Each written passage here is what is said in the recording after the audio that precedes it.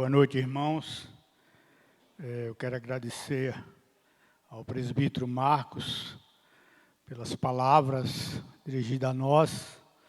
E é verdade, a gente tem um carinho muito grande por essa igreja.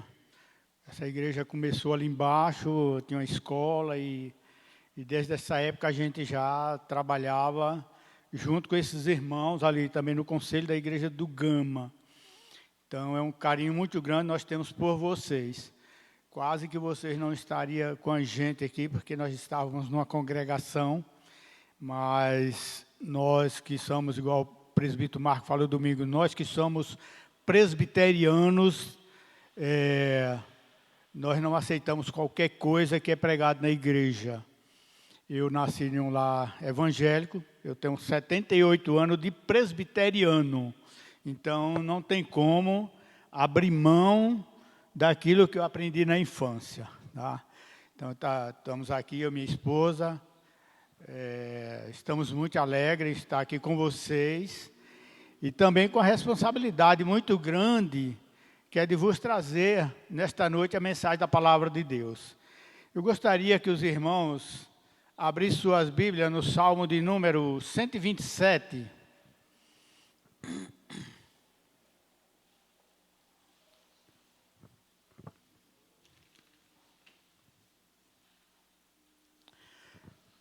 Salmo 127, nós vamos ler só o primeiro versículo, porque o versículo 2 já trata de um outro assunto que não é do que nós vamos tratar hoje.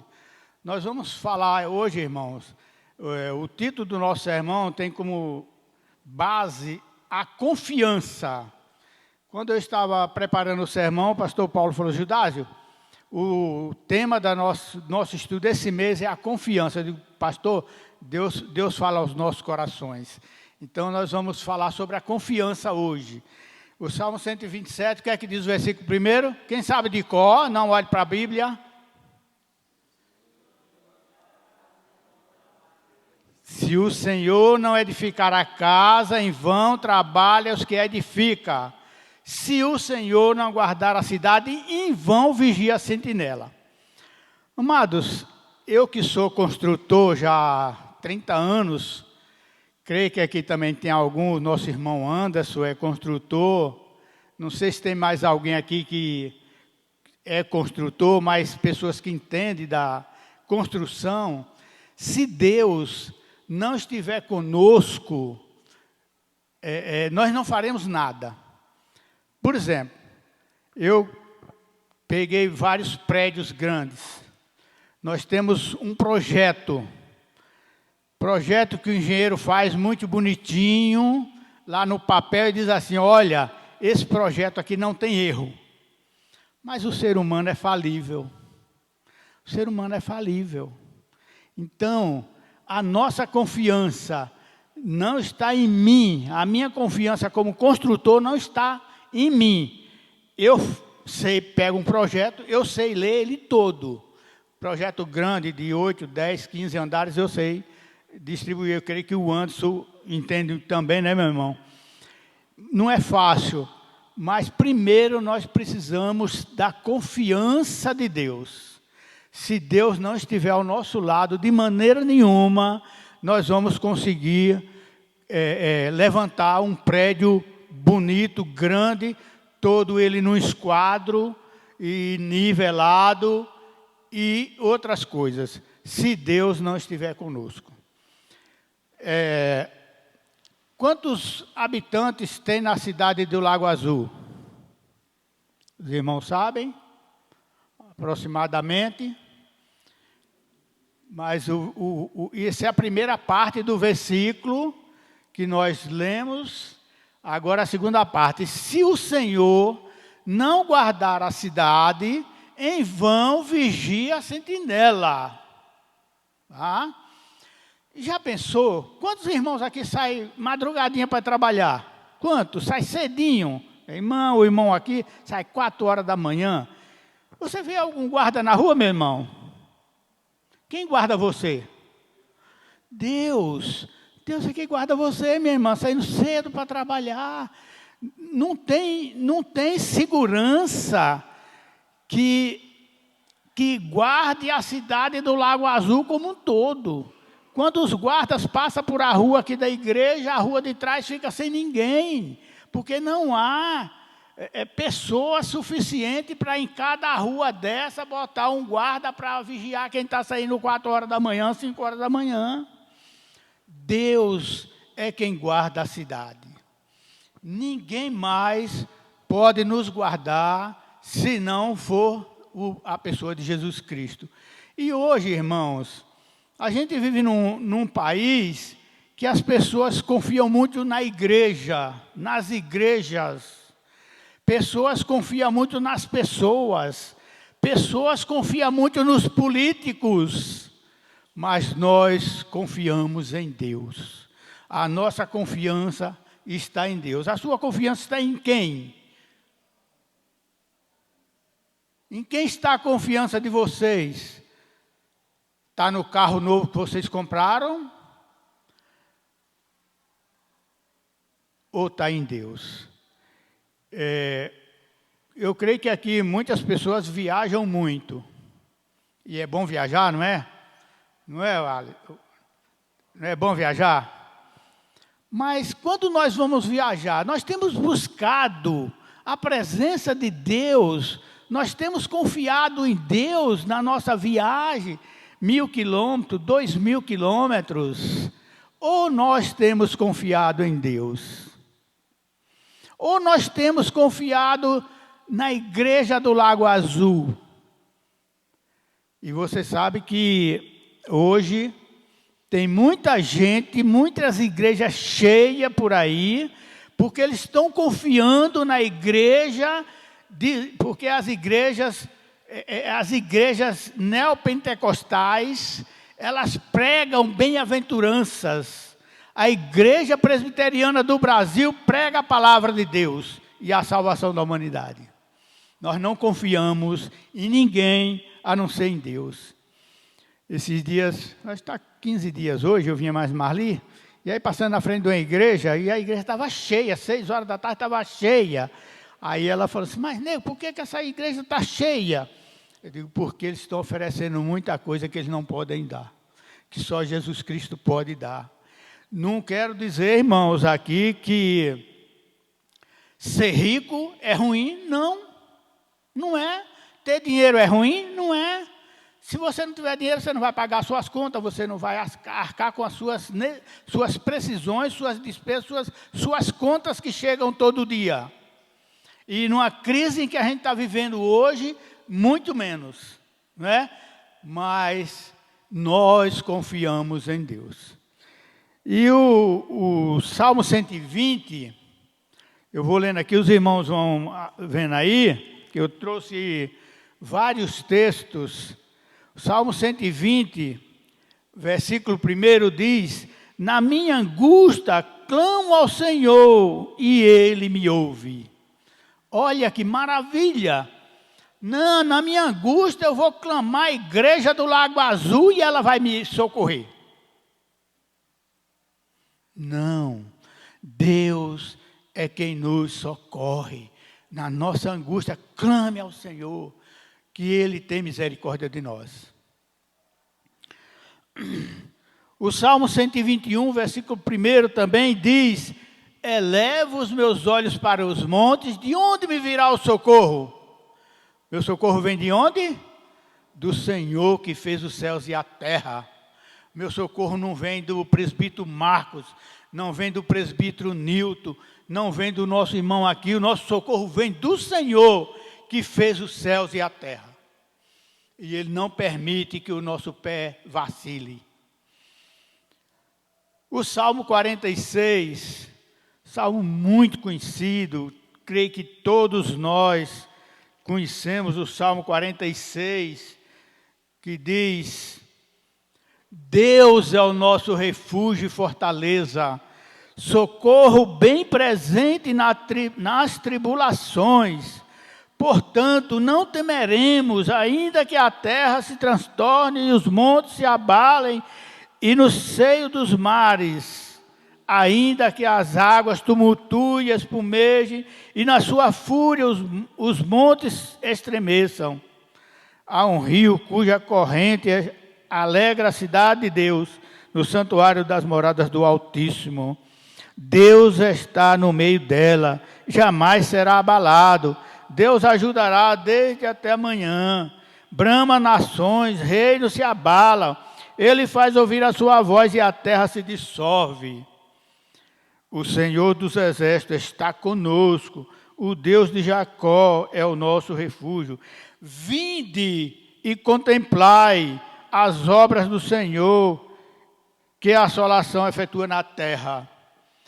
Ele põe termo à guerra até os confins do mundo. Brama, quebra o arco, despedaça a lança, queima o carro no fogo, os carros no fogo. Aí ele diz: aquietai-vos e sabei que eu sou Deus, sou exaltado entre as nações, sou exaltado na terra. O Senhor dos exércitos está conosco, Deus de Jacó é o nosso refúgio. Onde está o seu refúgio, meu irmão? Seu refúgio está no seu trabalho, na sua casa, na sua cidade, ou seu refúgio está em Deus? E é muito interessante. Deus é o nosso refúgio, fortaleza, socorro bem presente na tribulação. Sabe o que é que acontece muito com a gente, irmãos? Na hora que vem a tribulação, esquecer de Deus. Se isolar, fica em casa, não vem à igreja, porque eu estou triste, eu estou cheio de problema, e não busca a Deus. E quando você sentir assim, venha para a igreja, busque, chame seus irmãos, chame os presbíteros, conte a sua situação e busque a Deus. Meu pai, um velho, morreu com 83 anos, ele era um senhor analfabeto, ele mal lia um pouquinho a Bíblia, mas um homem de uma sabedoria extraordinária. E ele dizia: meu filho, você quer ver, você pega uma vara sozinha e você quebra com facilidade. Agora pegue 10 varas, vê se você quebra. Assim é o crente. Está com problema? Vai para a igreja, peça oração aos irmãos. Peça oração aos irmãos, porque é um monte de irmãos orando por você. Todo domingo nós oramos aqui por os nossos irmãos enfermos, pela igreja, não é? E isso, irmãos, é que tem fortalecido a igreja de Cristo. Ainda existe crentes que oram, crentes que às vezes nem lembram que Deus existe, crentes que saem de manhã para o trabalho, chega de noite, vai dormir, não fala com o Papai do céu. Esses crentes são fracos. Quando vem a perseguição, logo, logo eles se definham. E o salmista começa dizendo: portanto, não temeremos, ainda que a terra se transtorne e os montes se abalem no seio dos mares, ainda que tudo isso aconteça, nós não devemos temer, devemos confiar em Deus. Ainda que as águas tumultuem, espumejem na sua fúria e os montes estremeçam, ainda que tudo isso aconteça, a nossa confiança deve estar no Senhor, que é quem nos sustenta. Ah, não, eu não vou para tal lugar porque pode me acontecer isso. Confie em Deus e vá. Não quero dizer, irmãos, que você deve andar aí pela rua de noite, meia-noite, madrugada, perambulando por aí, não. Tá? Deus cuida de nós, mas nós precisamos fazer a nossa parte. Conta-se que um rapaz chegou na igreja e o pastor pregou: ó, irmãos, os anjos do Senhor acampam ao redor daqueles que eu amo e temem. Então você pode ir para qualquer lugar, os anjos do Senhor estão ao seu lado.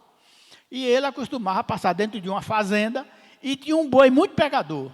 Ninguém passava por ali.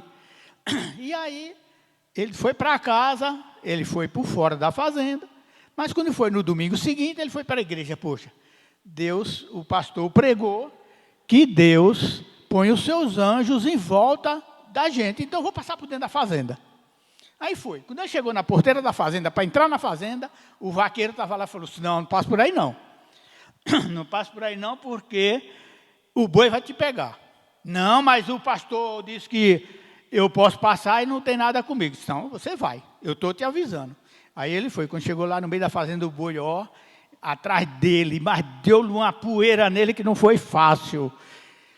Aí ele chegou na igreja, pastor, eu vou lhe dizer, o senhor não falou que os anjos do Senhor acampavam ao redor de nós e que nada poderia acontecer? Ele disse, vem cá, alguém te avisou? Não, o vaqueiro estava lá na porteira e disse que eu não passasse. Está vendo aí, o vaqueiro te avisou, você foi teimoso. Então, às vezes, irmãos, Deus fala conosco e nós somos teimosos. Então, nós precisamos de confiar em Deus, mas também fazer a nossa parte. Não devemos, porque Deus está comigo, eu pegar meu carro lá em Santa Maria e vim passear aqui no Lago Azul meia-noite, madrugada. Não me convém. E o versículo 5 diz, Deus está no meio dela, jamais será abalado, Deus ajudará desde até amanhã. Brama nações, reino se abala, ele faz ouvir a sua voz e a terra se dissolve. Que maravilha! Qual é o homem que brama, que zoa, que faz e acontece e a terra se dissolve? Só existe um, que é o Deus da nossa confiança.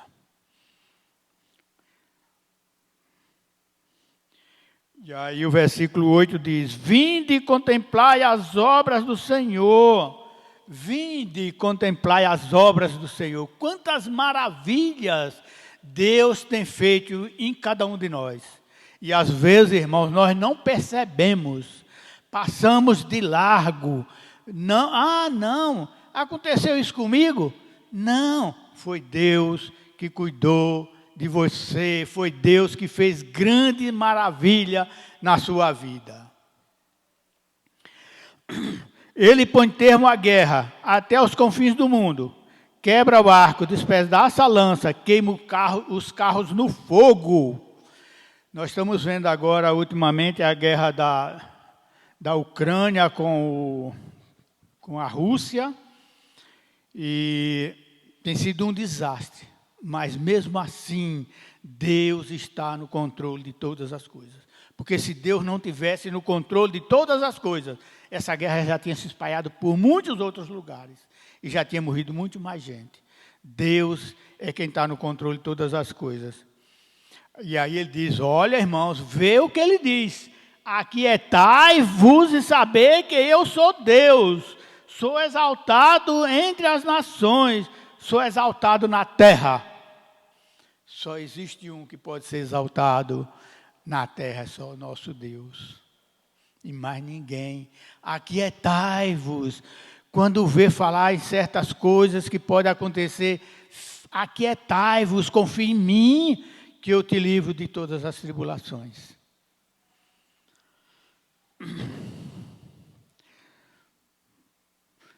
E o Salmo 20, versículo 7.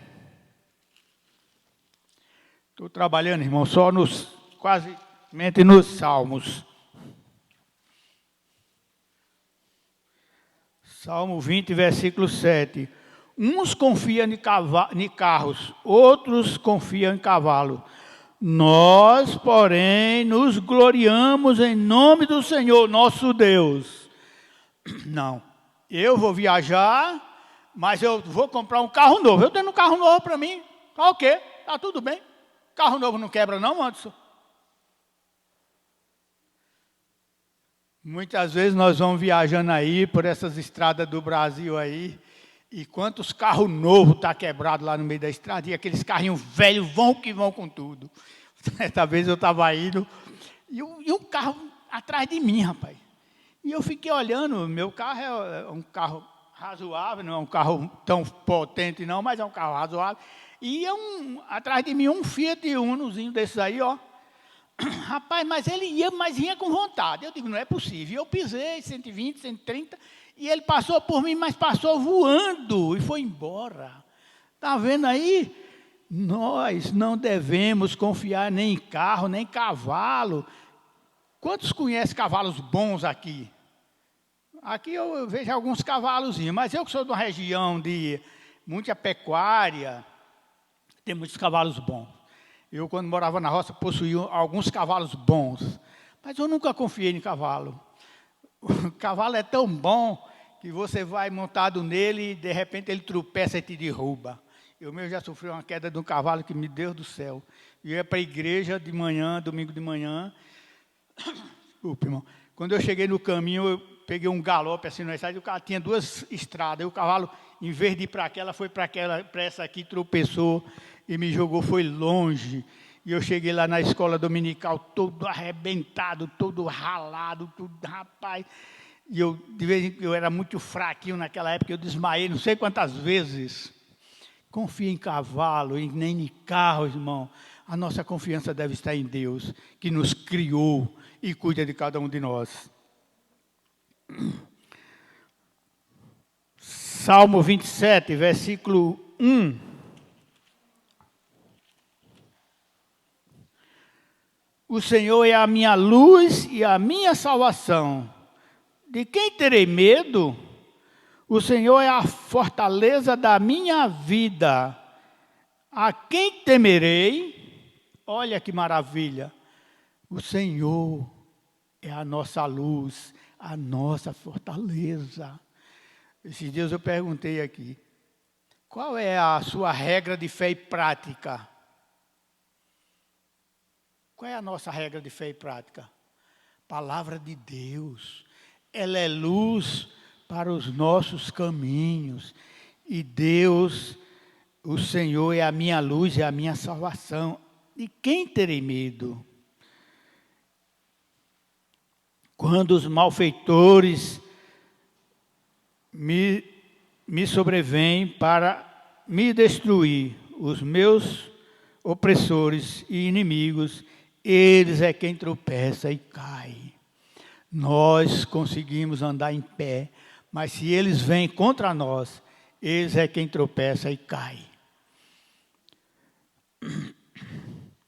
O versículo 5 diz: pois no dia da adversidade, ele me ocultará no seu pavilhão, no seu recôndito do seu tabernáculo, me acolherá, elevar-me-á sobre uma rocha.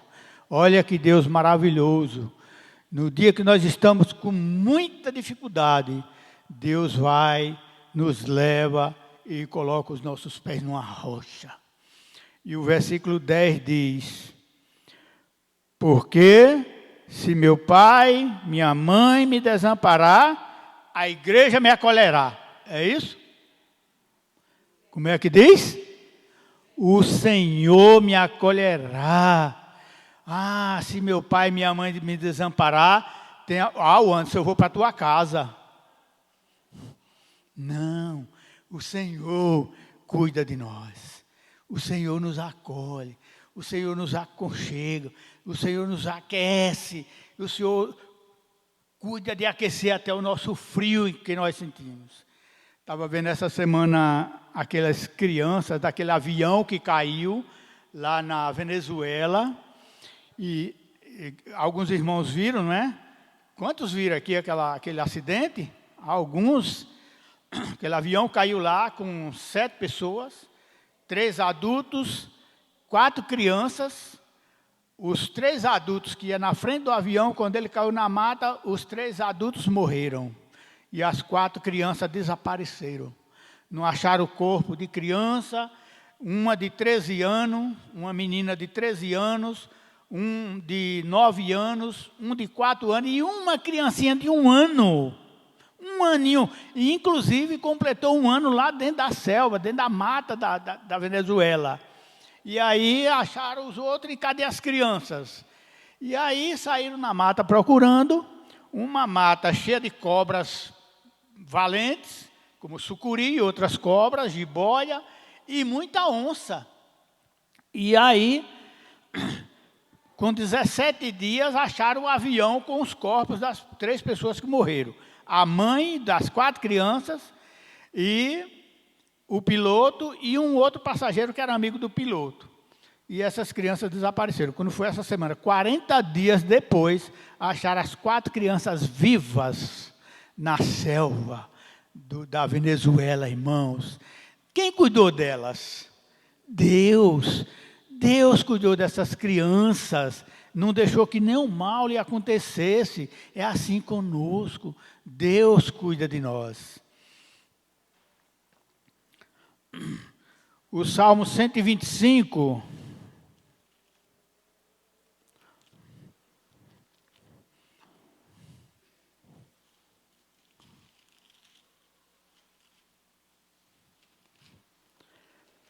Salmo 125, versículo... Salmo 125, só tem o Salmo.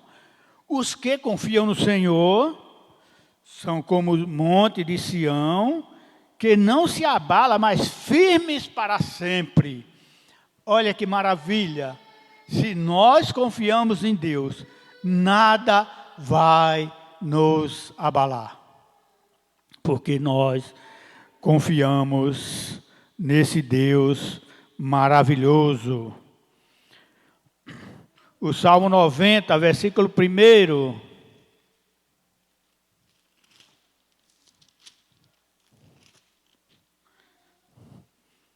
Senhor, Tu tens sido o nosso refúgio de geração em geração. Então, Deus é o nosso refúgio. Deus é quem cuida de você. Deus é quem cuida de mim. Deus é quem cuidou daquelas crianças. Deus é quem cuida da guerra. E Deus é quem cuida de cada um ser humano. Por mais que a gente não confie, mas Deus é quem cuida de nós.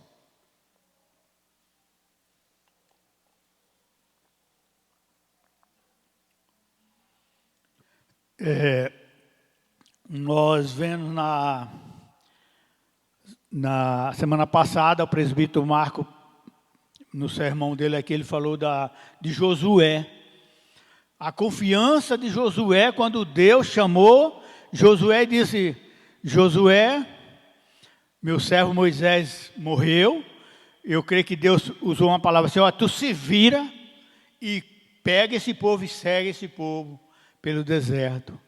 E a confiança de Josué naquele momento, ele pegou aquele povo e seguiu pelo caminho em que Deus tinha lhe ordenado.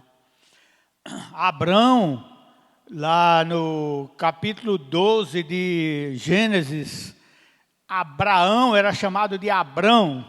O que foi que Deus falou com ele? Abrão, sai da tua terra, da tua parentela e vai para uma terra que eu te mostrarei. Abraão saiu sem saber para onde ia, mas ele confiou em Deus. Aí lá no capítulo 17, já Deus disse: agora tu não se chama mais Abrão, mas sim Abraão. E Deus fez uma promessa a Abraão, não é? Depois de 90 anos de idade, Deus fez uma promessa a Abraão. Disse: Abraão, tu vais ser pai de uma grande nação. Mas uma das coisas que acontece, irmãos, que Deus fez essa promessa a Abraão com sua esposa Sara, que antes era Sarai. E aí, quando Deus, olha, tu vai ter um filho, tu vai ter uma grande nação. Aí vem Isaac. Aí eles ficaram muito felizes, não é? Isaac nasceu. E aí, depois de Isaac já rapaz, Deus disse: agora, Abraão, eu quero uma coisa de ti. Pega teu filho e leva em sacrifício. Eu acho que naquele momento, Abraão disse assim: puxa vida, Deus me prometeu um filho, uma grande nação, depois de velho, e agora nasce meu filho, e o Senhor agora pede para que eu mate meu filho como sacrifício. Mas ele confiou em Deus. Abraão confiou em Deus e foi. Os irmãos muitos sabem a história, não é? e ele levou o seu filho como sacrifício. Não aconteceu, porque na hora de degolar, Deus disse: basta, Abraão, basta. E aí ele não sacrificou o seu filho Isaque. Outro personagem muito interessante foi Noé. Noé foi um homem que confiou em Deus. Deus chamou Noé e disse: Noé, eu vou destruir o mundo e tu vai fazer uma arca. Puxa, uma arca? Para botar quem? Deus disse: olha, anuncia o evangelho e diz que eu vou destruir o mundo com água. E Noé confiou em Deus. E foi 120 anos construindo uma arca e pregando o evangelho. E sabe o que é que o povo dizia? Você é um velho louco. Deus não vai fazer isso. E Deus cumpriu a promessa que tinha feito. E aí, quando estava tudo pronto, ele falou: Noé, agora entra na arca, tu, teus filhos, tuas filhas, teus genros e tuas noras.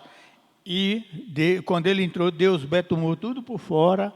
E aí veio o dilúvio que destruiu a todos. E Noé se salvou. Jó, outro homem que era muito rico, homem temente a Deus, segundo diz a Bíblia, que ele orava pelos seus filhos todos os dias, porque talvez seus filhos tivessem pecado, e aí ele colocava os seus filhos diante de Deus. De repente, Satanás chega e diz: ó Senhor, teu servo Jó é assim porque ele é muito rico. Deus disse: vai lá e tira tudo que Jó tem. Jó perdeu tudo, perdeu filho, perdeu filhas, perdeu tudo. E quando o último mensageiro chegou e falou, Jó prostrou diante do Senhor e disse: o Senhor Deus, o Senhor deu, o Senhor tomou, bendito seja o nome do Senhor. Olha que confiança. E aquele sofrimento de Jó por um período muito longo. E lá no final, no capítulo 42, no versículo 1, ele diz: Senhor, eu sabia que nenhum dos teus planos seriam frustrados. E aí no versículo 5 ele diz: Senhor, eu te conhecia só de ouvir falar, mas agora os meus olhos te vê. Irmão, como está a sua vida diante de Deus? Como é que você vê Deus? Ou você só sabe que existe Deus de ouvir falar? Ou seus olhos estão vendo Deus? Já finalizando, irmãos, vou só contar uma experiência bastante grande que eu tive. Em 2016, eu fui diagnosticado com câncer de próstata. Estava bem no iniciozinho. E aí eu fui para o hospital, lá no hospital de base. E lá, me jogaram lá numa fila. 2 meses depois eu fui lá, tinha 18 na minha frente. Aí eu vim, falei com um rapaz que tem na igreja do Cid do Gama, ele é enfermeiro no Hospital de Santa Maria. Conversei com ele, ele conversou com um médico, um urologista, Dr. Carlos, um japonês. E ele disse: Judásio, faça esses exames aqui que eu vou te operar. E aí a gente fica naquela apreensão, mas com aquela confiança em Deus. E aí, quando eu fiz o exame, com 3 semanas, ele disse: ó, venha tal dia, que sua cirurgia está marcada para tal dia, tal hora. E eu fui para o hospital. E aí cheguei lá, irmãos, a gente que não tem costume de ficar alguns dias no hospital é terrível.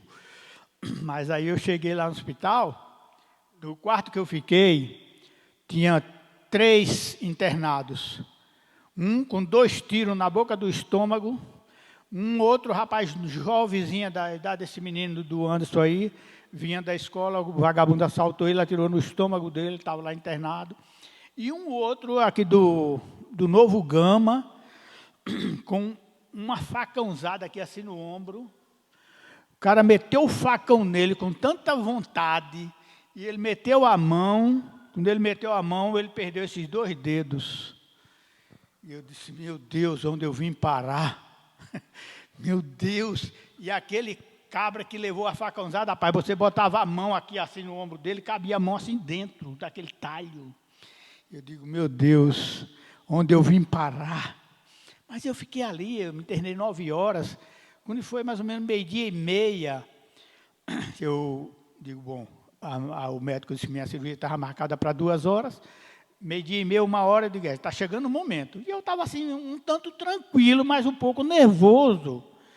Mas aí, naquele momento, eu fechei meus olhos lá na sala do hospital, no quarto de hospital, e falei, Senhor, está chegando a hora, e eu quero que o Senhor me dê calma e me segure, que está chegando o momento. Irmão, naquele momento eu vi no teto do hospital, na laje do hospital, eu vi um clarão, assim, muito alvo, mas um alvo lindo em forma de coração.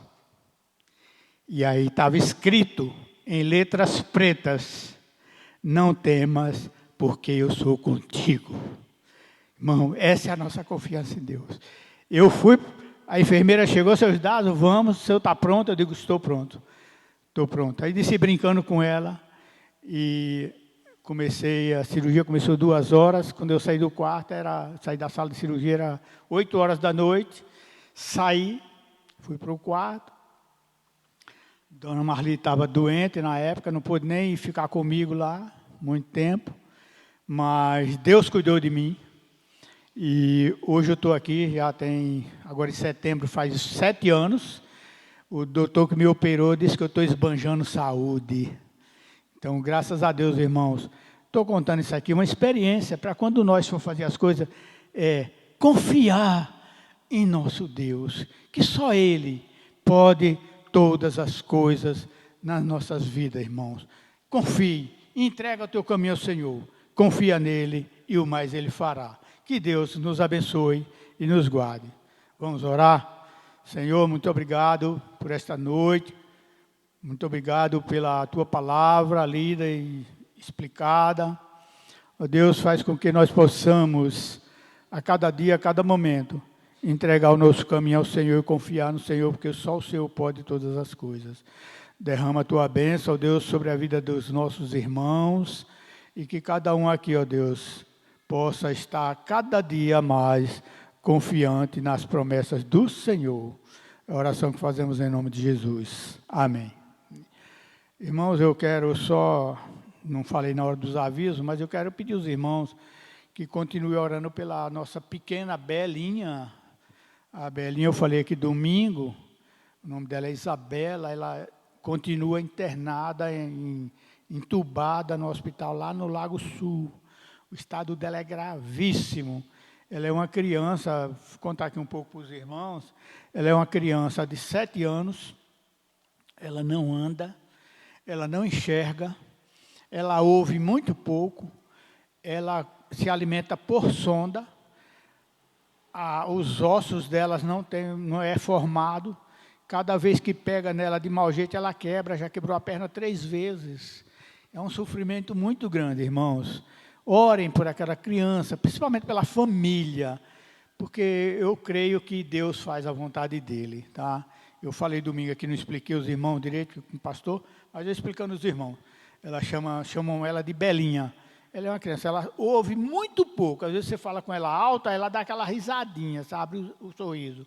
Mas é uma criancinha muito debilitada, ela está muito fraca, muito ruim. Diz que a situação dela é muito grave. Vamos pedir a Deus que Ele faça a vontade dEle, tá bom, irmãos? Amém, Deus abençoe. Palavra com o presbítero Marcos.